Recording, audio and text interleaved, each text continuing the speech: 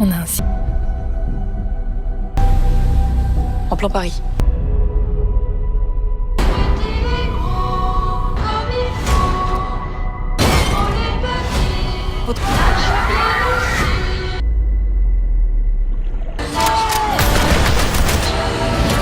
Paris et sera toujours.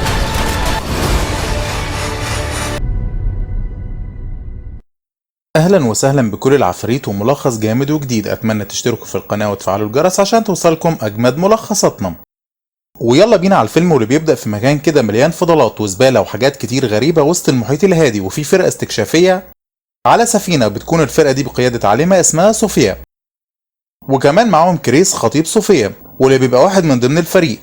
وبيبدأوا يصوروا صوفيا وهي بتتكلم عن المنطقة اللي هم فيها دي في المحيط واسمها دوامة الفضلات، والسبب في ان اسمها كده بسيط جدا، وهي انها مليانة فضلات كتير، لان فعلا تيار المية بقى بيخلي القمامة تتجمع هنا. وبتقول صوفيا برضو ان الناس لازم يحموا المحيطات والبحار من القمامة والفضلات.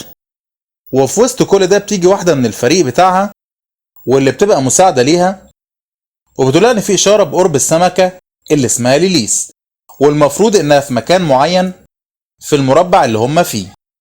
وقتها بتتكلم صوفيا وبتقول لكريس وثلاثة تانيين من الطاقم بتاعها وهم توم واخوان وسام بانهم لازم يغطسوا وياخدوا عينة من السمكة ليليس عشان خاطر صوفيا تقدر تدرسها. وبتعرفهم صوفيا كمان انهم لازم يتأكدوا ان جهاز التتبع اللي لسه على السمكة موجود زي ما هو، بحيث يقدروا دايما يعرفوا مكانها فين.